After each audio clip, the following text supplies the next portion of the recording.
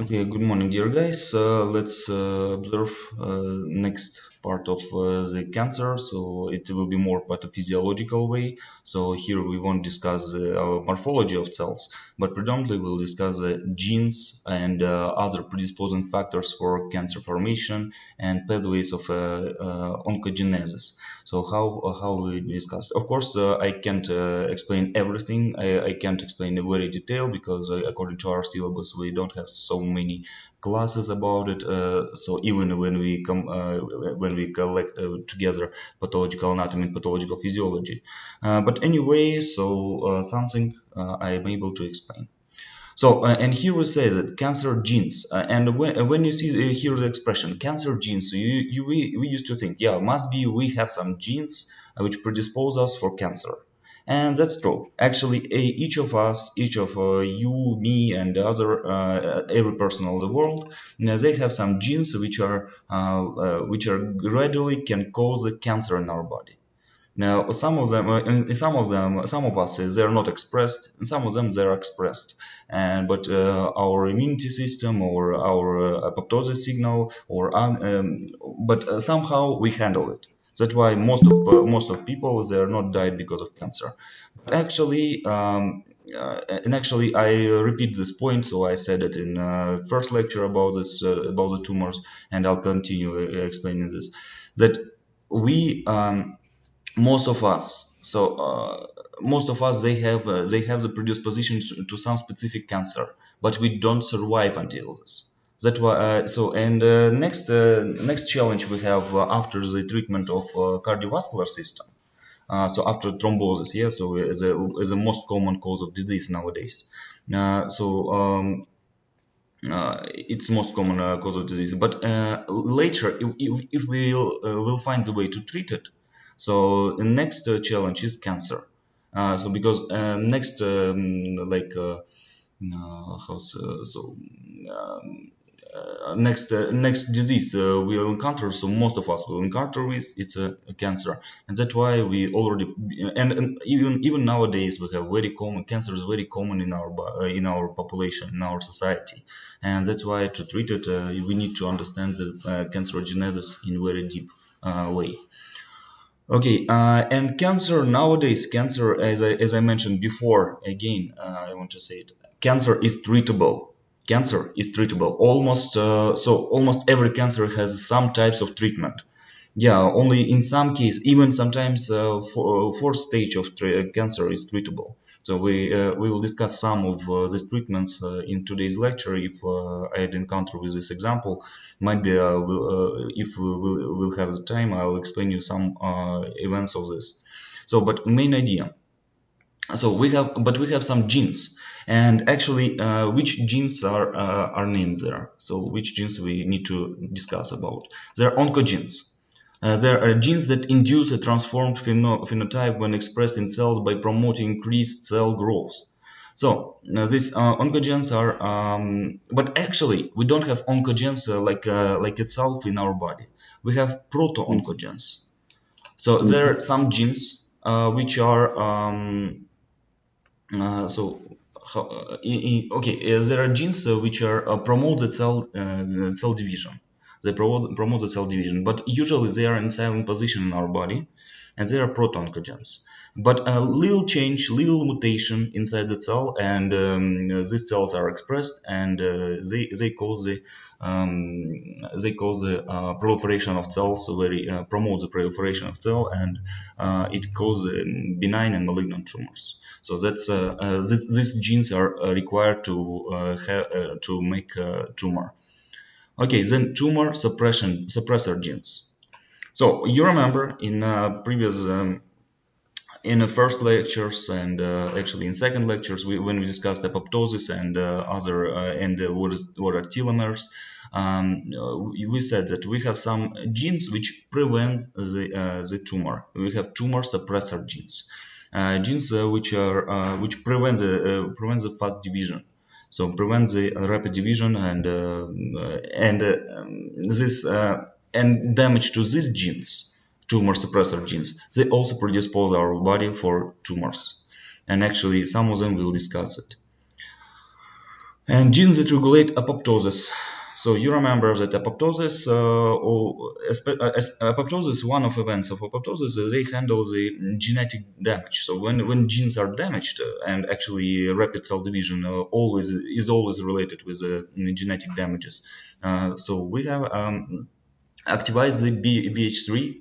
Yeah, so BCL2 family, so BH3 sensors, BCL2 family, and then all these events of intrinsic pathway of apoptosis are activated, and this they are controlled by they control so they're controlled by BCL2, for example, genes of BCL2, their genes of BH3, their genes of so later we'll discuss, and their name is a RAS family genes. This it's later, and damage to these apoptotic genes, so we will cause the cancer and malignant growth. To this list may now be added genes that regulate interactions between tumor cells and host cells. So regulate interaction between tumor cells and host cells. So how to say it right? It's not enough just to grow inside it, yeah, but we need to activate the genes which allow our neighboring cells to grow there, because especially immunity cells are necessary there, because we have a lot of levels of prevention of tumor. Yeah, and if we, just we are now, so just imagine yourself as a cancer. Yeah, so imagine that you are cancer, you need win in this game. Yeah, so it will be a very curious game, I guess. So if we will make some disease, and you have to work as a disease. Yeah, so just imagine that you're cancer, and your task is to and task of every cancer is to evolve inside our body, is to spread out all over the body and survive, and to give more and more outspring, and cells with a more with larger population. Like it's an evolutionary process, as I said, it's evolutionary process, and most successful cells are found all over the body, and most successful cells will cause the person death. Okay, so in most instances, the mutations that give rise to cancer genes are acquired during life and are confined to the cancer cells. However, causative mutations sometimes are inherited in the germline and are therefore present in every cell in the body, placing the affected individual at high risk for developing cancer. So in here we have some genes, retinoblastoma gene. So it's causes retinoblastoma. Activity of this gene we'll discuss a little later. Lief-Fraumeni syndrome, so with TP53 gene damage. So both of them are taking part in their oncogenes. Yeah. Melanoma, this gene, so familial adenomatous polyposis, APC gene, neurofibromatosis 1 and 2, and NF1 and F2, so breast and ovarian tumors. So actually one of this BRCA1, if I'm not mistaken, some of them are just getting, this gene is getting so preserved gene. So I mean, rights to this gene are preserved. So, and that's why only one scientific lab can use research this gene. So that's a very strange situation that it's a plagiatus. Yes, so if you have this gene, you have plagiatus actually. Okay, then multiple endocrine neoplasia. So 1 and 2, hereditary non-polyposis colon cancer, so nevoid basal cell carcinoma syndrome, and you see, all the tumors which are explained here, they are not very common. They are not so abundant in population, and they are present in less amounts. And tumors you see here, so they're not so widespread. For example, here we don't have a specific gene which causes lung cancer, one of the most common type. Yeah, here we don't have prostate cancer gene, and why we learn about it? Why we? But now because we don't have research yet. We have research, but this research are not succeed yet. That's why. But still we are but if we have these examples, might be in future we'll find the genes, oncogenes of other tumors, and we can prevent this cancer by genetic treatment. I already explained you a little bit, yeah. So with viruses, so might be you heard it from your juniors, which you made presentations, that we have genetic treatment of a lot of diseases, and we can change some genes in our body. So by just a usual injection, and we can delete this oncogenes and replace it with normal gene, and that why might be we will prolong our life and we prevent some cancer types. Okay, also we have xeroderma pigmentosum, ataxia, telangiectasia, Bloom syndrome, and Fanconi anemia. So they are very rare conditions. Okay, um, so here genetic lesion in cancer. So of course, every tumor, almost every tumor, they have genetic lesion. Not almost every genetic lesion is happen. So we don't have genes which directly cause a cancer because we would not survive. Yeah, so until our age, but every acquired tumor, so which tumor which appeared after the birth, it has some lesion which later cause a cancer. We need it's this is known as double double punch, yeah, double beat theory, theory. So it means we need to two lesions. Yeah. So first of all, it's inherited lesion. You have to inherit this gene, and secondly, you need to change this gene. So little change this gene. Okay. Now, for example, one of so we have one example, so which is very common. It's Philadelphia chromosome. Philadelphia chromosome. So this just one example. We will discuss it in immunology topic. So in immunology pathology. So you see chronic myeloid leukemia. Um, it's called chronic myeloid leukemia. It's present in children, and that's one of the most common disease which happens in children, and we have no treatment, no proper treatment against it. But because it's happened because of chromosomes. So when chromosome 9 and 22 they just join together. This 22 chromosome appears smaller than normal, and this it causes changes, um, which causes chronic myeloid leukemia. Okay, without delving deeper to this, let's switch to other things. Okay, we already from genetics, you remember we have deletions. Deletions is when some part of gene, some on the level of chromosomes, or maybe on level of gene, we erasure of some part of the genes happens, and that cause the changes in gene. So that's is deletion. Then gene amplification. Gene amplification, it's when for example, yeah, when we have one gene and we need and then after some divisions, after some genetic lesion, so this gene is get multiplied. So instead of one gene we have multiple genes, same multiple genes. And usually so for example, why we require this in our life. um, you see, so what how what is required here, what is required to understand. For example, elephants. Yeah, you know that elephants they have a lot of cells. Yeah, they're very huge animals, and we need to think about it. So if we have so large animal with a lot of cells, so and with a lot of mitosis there, and lifespan is very increased. Yeah, in this animals. So we need more genes which prevent cancer. Yeah, because any little mutation in this organism so will cause a cancer. But you know, elephants can live a lot of time. So they, in proper care, so they can survive more than human. Yeah, more than human, and they have a multiple gene. multiple genes which prevent the cancer, and that's why they don't have too many cancers.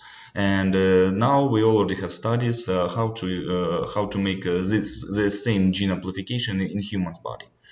But in other hand, same gene amplifications might have appeared acquiredly in our body, and also they can cause the cancer. Okay, so once again, I don't want to explain you what is a HER2 gene, NMYC gene. So that's all the genes are not required. Aneuploidy. So aneuploidy, I remind you, aneuploidy it's when number of chromosomes that is not a multiple of the haploid state. Uh, so for example, aneuploidy, it's which example we can give? Okay, so when we have more or less chromosome number than 23. Okay, microRNA is taking part here. I remind you that microRNA is one of genetic mechanism which prevent the normal, which prevent DNA changes. And this microRNA they are necessary to find the specific type of DNA and split it. Yeah, so that's and changes in microRNA sequence so also can cause can promote the cancer. It's one of the additional features. Okay, epigenetic modifications in cancer. So you remember what is epigenetics? It's a sequence of methylation and acetylation of genes, and which turn off and turn on some genes, and not so and usually, and a lot of this cancerogens, genes which are responsible for cancer growth, they can be silenced. They can be silenced by methylation. And actually, we already tried to silence these genes, and if they are not expressed, so might be we can prevent the cancer. But also, it's on the level of studies, and actually, we don't know the real the real result of this. Okay, but now I want to discuss with you much more important topic is the hallmarks of cancer. So you see a lot of Sir, genes. Yes. Okay. Question came. So so question if someone forgot. Yeah. So I remind you that for example if cancer appears so if oncogenes are getting active in brain cells, yeah, but brain cells we yes, used to say that it's a static cell population, and they're unable yes, sir, for cell division or they're unable for mitosis because of well arrangement, yeah. Yes, yes, you're right, actually these tumors will not grow. Actually, in case of a brain tumor, so it's very rarely it's neurons. As you remember from yes, histology, that in brain we have a lot of servant cells, yeah, like microglia cells, and it causes a tumor, yes, sir, microgliosarcoma, oligodendrocytes. We have ependymal cells, yeah. We also have astrocytes, and usually tumors of brain they are made by these cells, not by neurons. That's why, yeah, yes, that's a good question. That's good that you asked it. So suddenly I didn't record it, this question, because I thought it's some other confusion. But okay, I hope you understand. So and even in muscles, yeah. So same in muscles and cardiac muscles. That's why we have very rare when muscles are growing. But we have one condition. Later we'll discuss it. It's rhabdomyosarcoma. Rhabdomyosarcoma when it's a tumor of skeletal muscles, and which also used to be named as a static cell population and unable for cell division. But this is exception. This exception when these cells are able to for division. But actually, it has to have some. Okay, and actually, answering to this question, I can answer it this way. So we need to to make the cancer in these cells, in static cell populations, we need to decrease the level of differentiation of the cells. First of all, we need to switch yes, off sir, genes which differentiate it very well. And then when cells return back to the position of stem cell or non-differentiated cells, and these cells are which cytoplasm of the cells will allow for mitotic division. Only after this oncogenes can be active. Now, without it, this cancer cannot evolve. Okay, hallmarks of cancer. So hallmarks of cancer. So okay, there are numerous amount of genes. We won't learn it by heart, so it's not necessary. But especially because we have thousands of different tumors, and actually classification is not stopped yet. So every day, every night, yeah. So there are new classification of tumors come, and classification is especially now. So we need to classify tumors in very detailed way. So according to their genetic properties, and in future oncologists they have to know all of this, and the future oncologists will split into different directions, and then because every cancer, so for example, even we have a lung cancer, yeah, for example, lung cancer, it has different, so a lot of different morphological appearance is different. But if we check the genetic composition, there will be much more different. So for example, we have few types of lung cancer, but if we check each of this lung cancer, inside it will have a lot of different lesions in genes, and approach to treatment is should be different in these cases, and that's why nowadays treatment is very nowadays treatment is not so efficient, but we are trying. So now you're a generation of students who will face the normal treatment of cancer type 4. For example, when I was student, so that time when they explained to us, they said, yeah, tumor is untreatable. So tumor treatment of tumor is only based on surgery. So and if we have metastasis, so we can treat this patient. So we just need to rely on chemotherapeutic drugs, and if they don't work, so then so patient is actually dead. But nowadays we have options. We have a lot of options. So yeah, it's very expensive now. So it's very expensive to treat patients with genetic treatment or any other kind of treatment, and we'll discuss it right now. So far, for example, by monoclonal cells, by spreading of monoclonal cells of population, when we just remove the immunity cells from the body, for example, T killer cells, and then and sometimes B lymphocytes, we just remove it from a human body. Then we make a selection between these cells, which are most effectively can fight against this cancer, and then we just multiply them. We facilitate their proliferation, and then inject it back into the patient, and then these cells will kill our tumor, even in fourth stage, even with the metastasis. And it will kill, and full eradication of cancer might happen in these cases. But point is that only few patients were treated by this method because it's very extremely expensive. So that's why. So it's just first attempts to heal these patients. But later, I guess, later you will.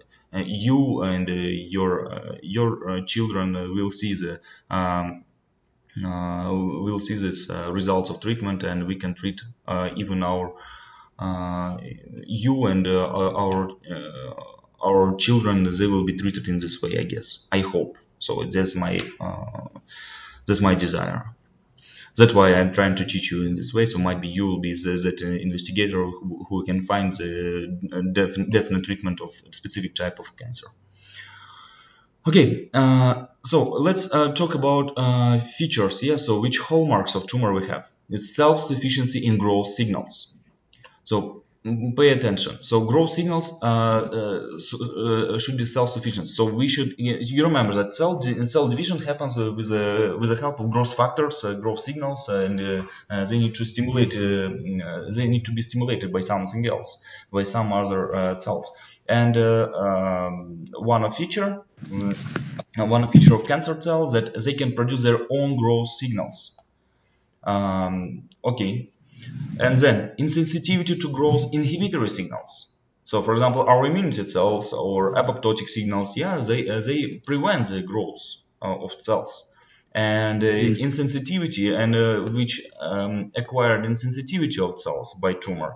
So it also can promote the cancerogenesis. Then altered cellular metabolism. So please, if you don't write it now, so please remember this feature. So I'll ask you about it in practical class. Okay, altered cellular metabolism. Metabolism also should be altered, and so most intelligent of you already understand. So what I'm talking about. So might be someone remembers. So what's the name of this altered cellular metabolism in cancer? What's the name of effect? Okay, no one remember. It's Warburg's effect. Warburg's effect. We discussed it a little bit in the first lectures. Then Yes, evasion. Barbers. Okay, evasion of apoptosis. So this is okay. Evasion of apoptosis. We need to find a way to avoid the apoptosis. Then limitless replicative potential. So you remember from first semester, from beginning of the semester, I said to you that every cell has attempts only not more than 70 cell divisions, 70 cell divisions approximately. But these cells must gain some features to facilitate more than 70 cell divisions, and they became immortal. The cells are immortal because they can divide without interruption. And then they need to have sustained angiogenesis. I remind you that in a topic of wound healing, we discussed that there are produced vascular endothelial growth factor, yeah, and in the cases of in case of healing, so a vascular endothelial growth factor are produced. And here these tumor cells, it will be very good bonus for them. So if they can produce VEGF inside the cells, and then more blood vessels entered into the tumor, and of course these cells can get more nourishment, and more nourishment, they have more opportunity for cell division. And actually this angiogenesis and angiogenesis is very common in tumor cells, in malignant cells. That's why usually first manifestation of disease in most of patients is bleeding. So because too many blood vessels are appeared in the tumor, and this tumor starts bleeding, and that angiogenesis is very promoted in tumor cells. Okay, invasion and metastasis. So of course, how metastasis and invasion happens definitely is no one knows properly. No one knows properly. We don't have similar pathways of different cells. But the feature is obvious that malignant cells are able for invasion and metastasis. So then they can transport itself, and of course it's evolutionary, it's better for them, better for these metastatic cells to invade and spread their cells all over the bodies, and more it's evolutionary pathway. So when we spread their genes and we replicate more, so we share our genes, and that's evolutionary success. And then evasion of immune surveillance. Evasion of immune surveillance, it's I remind you that our we have NK cells, yeah, NK cells, natural killer cells, and main function of them is to detect these injured cells. And actually all of the cancer cells, they are injured a little bit, but these injured cells, they have and every day, every single time, so might be every day, so might be few times a day, some cells which potentially cancerous cells are produced in your body. I said it before, but I repeat it. Every time, every day you have it. But because of immune system, so these cells, so which can which follow all this requirements, yeah, some cells are produced. They're immortal. They sustain angiogenesis. They are able for invasion and metastasis. Yeah, they produce their own growth signals, and they suppress the growth inhibitory signals. But because of immunity, so all the cells, if even they one time occurred in our body, they can be destroyed. That's why immunity state is very important in cancer, and that's why it's one of the causes that age is one of the most predisposing factors for most important predisposing factor for cancer. It's because of immune surveillance, immune defense decreasing. So that's why sometimes uh, um, we can treat patients properly. So in these patients we have cancer just because of immune surveillance depressed. Okay, and here you see this diagram, so which explains it very well. Once again, let's repeat it. Avoiding growth suppressors. So when growth suppressors are present, so we need to prevent their activity. So we need to shave out the proteins, shave out the receptors which cause the suppression of growth. Replicative immortality, so enabling replicative immortality. So telomerase must work there. And also, even if not telomerase, we'll discuss it later in next lecture, I guess. So when we can avoid the telomerase, and we have replicative immortality still present there, then tumor promoting inflammation happens. So this is you see cells. So and that's I think we didn't discuss yet. So tumor promoting inflammation. So it sounds strange. Yes, the inflammation is necessary to eradicate and decrease the activity of any kind of offending agent. But inflammation here sometimes, rarely, but sometimes, inflammation causes the vasodilation. You remember, it causes increased blood flow in this area, and tumor can use this increased blood flow for its own requirements. Okay, activating invasion and metastasis, and these tumors they can activate the metastasis. And I'll remind you, you see, usually tumors are epithelial cells. Usually they are epithelial cells, and they are attached to each other via the tight junctions and gap junctions. But and they're epithelial cells, yeah. And but in tumor cells sometimes happens the opposite reaction. It's known as epithelial mesenchymal transition. When epithelial cells, they lose their attachments, they lose their tight junctions and gap junctions. So actually, tight junctions is enough, and cells are not attached anymore. And these cells can detach from the surface of this epithelial cell and travel all over the body. And then they can find uh, other location. Okay, genomic instability. So genomic instability. So what? It's a mutator phenotype. So you can say that mutations are very bad. Yes, usually mutation lead to some bad outcome, and some cells died because of it. And that's true. That's true. That tumor cells, malignant tumor cells, they're usually necrotized. Most of them are died, but some of them survived. Some of them survived, and survived the most efficient one. Most efficient ones survived, which are able to continue division. So this is essence of process of evolution. This is the essence of evolution. So, and once again, if you're still confused in evolution, that does evolution present or not? So here it is. So this cancer is a typical example of evolution, localized evolution. That a lot of cells are present here, and genomic unstable cells, they are able to die, but some cells are survived, and most efficient one survived and spread their genes to other parts. So same way evolution of human happens, evolution of any other animal happened. Um, so. Inducing angiogenesis. As I said, VEGF usually produced there. So you remember, usually VEGF is produced by macrophages, but here they are produced by these cancer cells.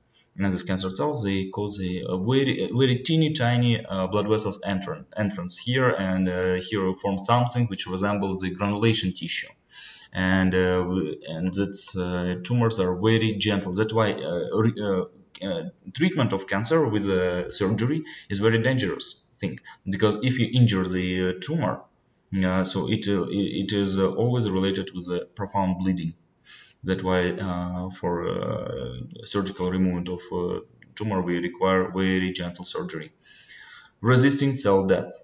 So resistant cell death happens. So as I said, yes, so a lot of cells died due to genomic instability. A lot of cells are died, and due to this produced cell death components. You remember that You remember that dead cells, necrotized cells, they promote the inflammation. And you see resistant cell death maintains the tumor promoting inflammation. And also itself activates the macrophages and they induce angiogenesis. You see, everything of this is overlapped. Okay, deregulating cellular energetics. So I remind you, it's a Warburg's effect, and we have very good diagram later downstream of the lecture, and we'll discuss what the Warburg effect again. Then sustaining proliferative signaling. So as I said it in very beginning, so when the cells are undergoes the autocrine secretion, and by this they produce hormones which activate itself. So they activate themselves, and then cells keep growing and avoiding immune destruction. This is the most interesting part, and actually last 2 years ago we had Nobel Prize. So how to avoid this avoiding? Yeah, it's related to CD28 receptor on the surface of these cancer cells. Okay, you see. Okay, that's idea. Okay, let's talk about this growth factors. What's the role of growth factors? Of course, cancers and may secrete their own growth factors or induce stromal cells to produce growth factors in the tumor microenvironment. As I said, yeah, so some tumors, they can produce a necessary for them growth factors. So, for example, is PDGF, platelet-derived growth factor, which is um, they're expressed in many sarcomas, and also they produce transforming growth factors, which is responsible for formation for development of more mesenchymal cells. But okay, it's sarcoma. Yeah, sarcoma. I remind you what's different between cancer and sarcoma. Cancer is carcinoma. It's epithelial cells. Sarcoma is mesenchymal cells. Are mesenchymal cells. Okay, another mechanism by which cancer cells acquire growth cell sufficiency is by interaction with stroma. In some cases, tumor cells send signal to activate normal cells in the supporting stroma, which in turn produce growth factors that promote tumor growth. So that's a main idea. Okay, another example I can say to you. Another example, for example, in case of breast cancer and in case of prostate cancer, they use hormones, normal hormone level of the body. For example, in case of breast cancer, they use estrogen. Yeah, in case of prostate, they use testosterone.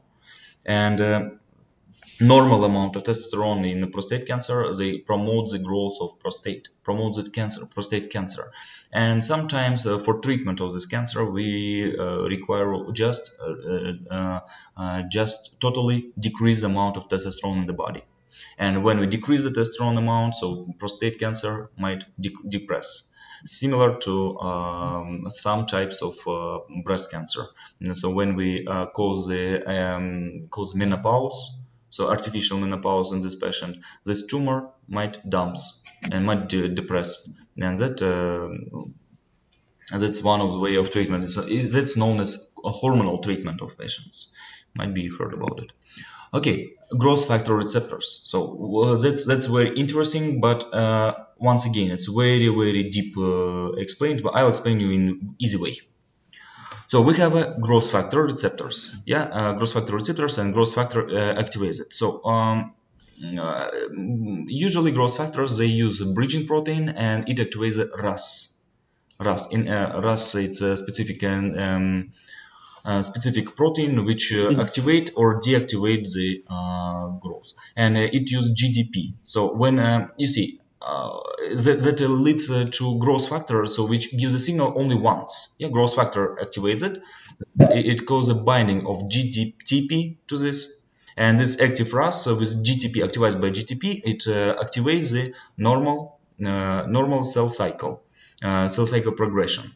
So this is GTP activates, but then GTP splits into GDP, and GDP itself, it causes the inactivation of RAS. So you see, one attachment of growth factor causes the one cell cycle, one cell division. But something, and sometimes in growth, this active RAS, now so might be genes of active RAS might be damaged.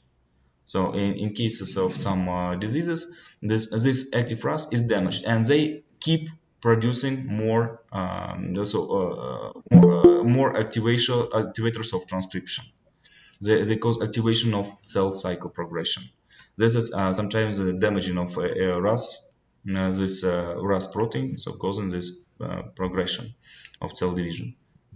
And this, what is P13K, PI3K, so AKT, mTOR, maybe MAPK, RAF. So they are not important for you now. So don't even waste your mind. But my point is that injury of every of this, or every of the step, each of the step, potentially can cause cancer. So because it's inability of this systems to interrupt their activity, so it causes a cancer. And in other hand, we can use some treatment methods. So if I'm not mistaken, here we have some inhibitors of RAS system. So like GTP like molecules. They are produced, and this GDP like molecules, but which are unable for destruction. They inactive this active RAS, and that's we can prevent the excessive cell division somehow. How it happens? So that's a very deep molecular biological question. Okay, downstream signal transducing Sir, proteins. Yes. sir, if someone have receptor mutation for the growth factor, sir, Mhm. then cancer will be generalized, not localized, because sir, in different body tissue there are that receptors. You mean? Are Uh-huh. Look, they will actually, be generalized? so take a look. Growth factor receptor. So you mean is growth factor receptor differences? Yeah. So okay. Usually, growth factor receptors are present on specialized cells because they're specifically differentiated, and that's why, for example, yeah, as we discussed before, transforming. So here, transforming growth factor is and transforming growth factor receptor is present only in mesenchymal cells. Yes, they are not present in epithelial cells, for example. Yeah, same to other cells. So some specific growth factor, as they have specific growth factor receptors on localized tissues. Yeah, but yeah, I understand you're right. I understand your point. So you said that that means changes here, so it may cause a lot of different cancer, and especially oncogenes which affect the RAS. So if just intuitively we can think that if RAS oncogen is present, so when we cannot deactivate the RAS, so it might be later cause the cancer of different locations, not in one location. And we have the syndromes. Which cause it. Which cause a lot of cancer in different locations. It's there which are not metastasis. Yeah. Uh, but usually patient dies before we find another cancer. Okay, and this is RAS, the most commonly mutated oncogene in human tumors. I already explained it to you. So here explained. So very deep details. If you want to differentiate it, so to remember it, so you're welcome. Yeah, you have this book. You can read it, and you can check other NCBI website, so where to find truths. But actually, this is a field of unknown things. There is a field of a lot of things which are not fully established, and we just know it. We know it just for. Just very broadly know about it.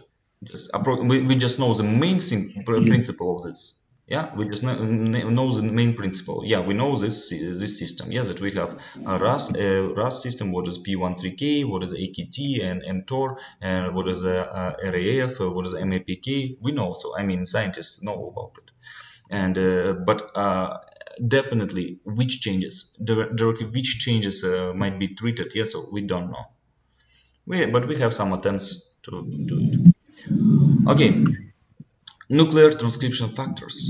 So so you see all these proteins which are produced there. So as I shown you there, so all of these proteins which going after the active RAS, they are encoded, yeah, and they encoded and they require transcription factors. And if we activize them, so all of them will be produced. And one of example is this regulation of MYC promotes tumor genesis by simultaneously promoting the progression of cells through the cell cycle and enhancing alterations in metabolism to support the cell growth. So also, as you said, yeah, generalized will be generalized principle. Okay, genes activated by MYC include several growth-promoting genes, including cyclin-dependent kinases, whose products drive cells into the cell cycle. Yeah, so that's all of this also discussed. You see, every step of the cycle which controls the cell division, so might be damaged and it might cause the cancer.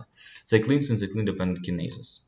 So we discussed the cyclins and cyclin-dependent kinases in chapter number 1 in the first lectures, and CDKs and which are responsible for promotion and cell division. So I need so and you know when genes are damaged, so we have CDK inhibitors, and as you remember from this point, so 1 minute.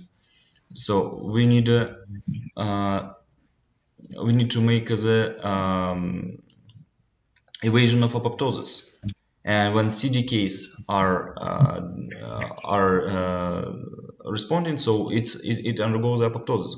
But here CDKs are continuously produced, and CDK are produced in a way of promotion of cell cycle. And of course, uh, and yeah, and it limit we need to limit the sensation of this limiting factors, and CDK inhibitors are limiting factor of cell growth, and we need to and we depress it. Okay, there are two main cell cycle checkpoints. One is the G1S transition and G2M transition. It is regulated by a balance of growth promoting and growth suppressing factors, as well as by sensors of DNA damage, as I said it before. And then if these growth suppressing factors are unable to work here, so, for example, it's gain of function mutation involving CDK4 or D cyclins. They can cause gene changes. Loss of function mutation involving CDKI. So you see inhibitors, loss of function mutation of inhibitors, and gain of function mutations of promoters. Yeah, together they can cause cancer. So, and yeah, here we have some example. Loss of function mutation involving CDKI. It's present in 25% of melanoma. Uh, okay, this CDKN2A is in 75% of pancreatic carcinoma. So you can, and we can surely say that might changes in genes expression of this in this CDKN2A inhibitor. So it promotes pancreatic carcinoma, and in glioblastoma, esophageal cancers, you see non-small cell lung carcinomas, we have these changes. But you see, one idea I have to explain again and again. So there is no one factor. There is no one factor which causes all the entire disease. There are always cacophony of factors, a lot of different factors which cause the same outcome, the cancer, and one cannot exist with another. So it's a coincidence. That is a typical coincidence. Yeah, as we used to think about it. Yes, that coincidences. There are no coincidences in our life. And actually, one of the best argument against evolution, yes, that it cannot come coincidentally. But here we see it comes coincidentally. Yeah, and because of a lot of time, because a lot of mutations, because a lot of factors which are collected together for incidents, but due to the life, um, during the life, the genes are expressed. Okay, one minute. Okay, sir. Okay, we discussed the gain of function mutations involving CDK4 or D-cyclins and loss of function mutations involving CDKI. So we see we need to change the genetics of promoters of cell cycle, and we need to inhibit the work of inhibitors. CDK inhibitors. Okay, Then RB, so retinoblastoma gene. So this retinoblastoma is a K negative regulator of the cell cycles, directly or indirectly activated in most human cancers. So this is one of the most important genes, so you need to remember. So it's RB gene. It's a retinoblastoma gene. So because first of all, we found this RB gene in retinoblastoma, and due to and it's in familial cases. Usually, they're present in familial cases. Children inherit one defective copy of the RB gene in the germ line. The other copy is normal. Retinoblastoma develops when the normal RB gene is lost in retinoblasts as a result of somatic mutation. Because in retinoblastoma families, a single germline mutation is sufficient to transmit disease risk, the trait has an autosomal dominant inheritance pattern.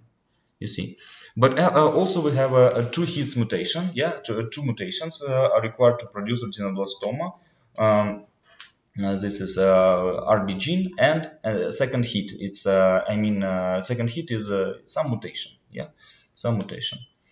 So you see, in sporadic cases, both normal RB alleles are lost by somatic mutation in one of the retinoblasts. The end result is the same. A retinal cell that has lost both of the normal copies of the RB gene becomes cancerous. So you see, retinoblastoma gene. So it's not only about retinoblastoma. It's about a lot of cancers. So, but retinoblastoma is the most obvious example. RB gene is taking part in a lot of this processes. Uh, okay, so I want to explain some details, but you see it will be very tough. Okay, but you see we have RB genes. So you see it's growth inhibitors. We have growth inhibitors like tumor growth factor p53. Inside the nucleus we have p53. They stimulate the CDK inhibitors, CDKI. Yeah. They cause the inactivation of cyclins, CDK4, 6, cyclin E, CDK2. Yeah. But and these cyclins cause a hyperphosphorylated RB, and hyperphosphorylated RB cause a blockage, transcriptional blockage of S phase genes, and then cell is unable to undergo the next follow the division. Okay, but what happens by growth factors? Yeah, and you see, and if we have RB gene damage or CDKI gene damage, or okay, so this one, and what happens to this gene? What happens? Of course, we can't block the transcription of cells. We can block the transcription of promoting genes. That's why we talk about this p53, CDK inhibitors, and RB gene. Okay, and but growth factor, opposite to this, growth factors, they activate the cyclins, same cyclins which were inhibited here, um, and it's cause a hyperphosphorylized retinoblastoma gene, and hyperphosphorylized retinoblastoma gene is detached from the E2F. So it's a site of it's a transcription factor which activates the transcription of this S phase genes. So you see, it's a promoter site of gene, so which is activated by E2F, and this when we hyperphosphorylize this RB, so it is active. But you see, if RB is damaged, so it cannot block the expression of S phase genes. And if we cannot block S phase genes, so S phase will be promoted, and then more cell divisions will happen, and then undergo the cell division. So that's it's not only present in retinoblastoma; it's present in a lot of cells. Same p53 tumors. So also very common p53 encoding tumors. Then gene known as TP53 is the most commonly mutated gene in human cancer. So this cancer, and actually you can see it here. Also, this diagram also can explain it to you. So this growth inhibitors, so when p53 is produced in proper amount, so we can inhibit the cell division. But if p53 is loss of the function of p53, it causes the same events. So we can't stop the S phase genes activation. So this is p53. This is more common. So you see, it's more than 70% of human cancers have a defect in this gene, and the remaining malignant neoplasms often have defects in genes upstream or downstream of TP53. So here you see it's upstream. It's producers of p53, so genes, or downstream. So changes in downstream regulation. So anyway, most of cancers we have, they're related to p53 gene mutations. Then all other genes are not so important as a p53 gene because it's a main inhibitor of cell division. Okay, Sir, that's okay, I guess. So we can continue next class. Yeah. Okay. Questions? yes, Yes. sir. Please ask. Sir, if someone have mutation in the receptor gene or growth factor Mm-hmm. gene, and there is a gain of function, but instead there is normal p53 gene which is inhibitory effect on it, then there will be chances for cancer to develop. No, if a normal p53 and all upregulated and downregulated genes will be normal, yeah, so it will easily undergo the apoptosis. So these cells will undergo apoptosis because it is so these changes of proteins will be gained as misfolded proteins, yeah, or gene mutations will happen in these cases, yeah, and too rapid cell divisions is also interrupted in the cells, and they will undergo Yes. apoptosis or just repairment, yeah, so or it will activate the repair of genes there, some of these cases, Sir, yeah. if the repair is not done correctly, then the cell will be Absolutely right. apoptotic. Yes. Yes, absolutely right. After first of all is the repairing process. If the repairing process is failed, then the process will be apoptosis. Mm-hmm. Absolutely right. Okay, sir. Absolutely right. So here in detail. So please, very interesting, really very interesting process. So here it's explained in this diagram very deeply, but we have no time. So next class we'll discuss pathophysiology of metastasia. So how metastasia happens in human cells. Okay, if there are no more questions, you can leave. Thank you for attention. Can we leave, sir? Yes, sure. Thank you, sir. Okay, sorry, check attendance, Sir, check attendance, check let me attendance. join Yeah, you. I need to check attendance, Okay. so don't leave.